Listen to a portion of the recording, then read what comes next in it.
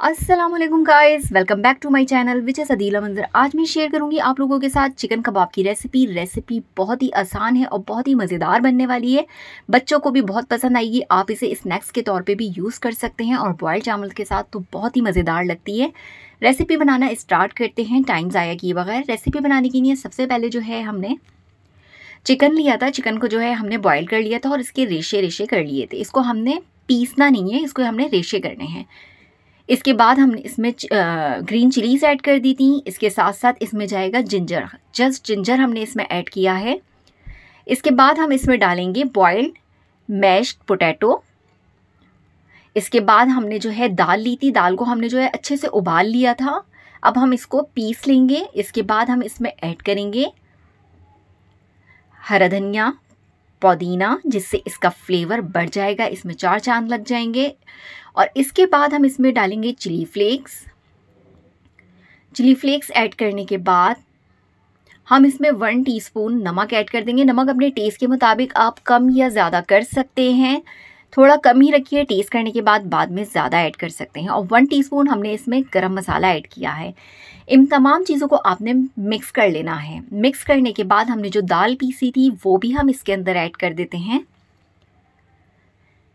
Mixie के अंदर डाल के आराम से ये ग्राइंड हो जाती है, या सिल बट्टे के ऊपर आप इसे आराम से पीस सकते हैं। इसको भी ऐड कर देते हैं हम इसके अंदर। और सबसे लास्ट में हम इसके अंदर प्याज ऐड कर देंगे। प्याज क्योंकि पानी छोड़ती है, इसलिए हमने इसे सबसे एंड में ऐड करना है। थोड़ा सा मिक्स कर लेते हैं। इसके बाद हम इसमें प्याज भी ऐड कर देंगे। आप फॉक की मदद से जो है इसको मैश कीजिएगा, ताकि आपकी जो चीज़ें मिक्स नहीं हुई हैं वो इससे अच्छे तरीके से मिक्स हो जाएंगी। प्याज डालने के बाद भी हम इसी फॉक से इस तमाम बैटर को मिक्स कर लेंगे। मिक्स करने के बाद हम इसके कबाब बना लेंगे। देखिए कबाब हमारे टूट भी नहीं रहे, बिखर भी नहीं रहे हैं और बहुत अच्छे से बनके तैयार हो रहे हैं। बड़े पसंद हो बड़े बना लें, छोटे पसंद हो छोटे बना लें। इस तरह बना के आप इस तमाम कबाबों को साइड में रख लें। बहुत मज़े के बनते हैं। शाम भी चाय के साथ भी आप इसे खा सकते हैं, केचप के साथ खा सकते हैं, हरी चटनी के साथ खा सकते हैं। इन तमाम चीज़ों के साथ ये बहुत ही मज़ेदार और लजीज कबाब बनते हैं।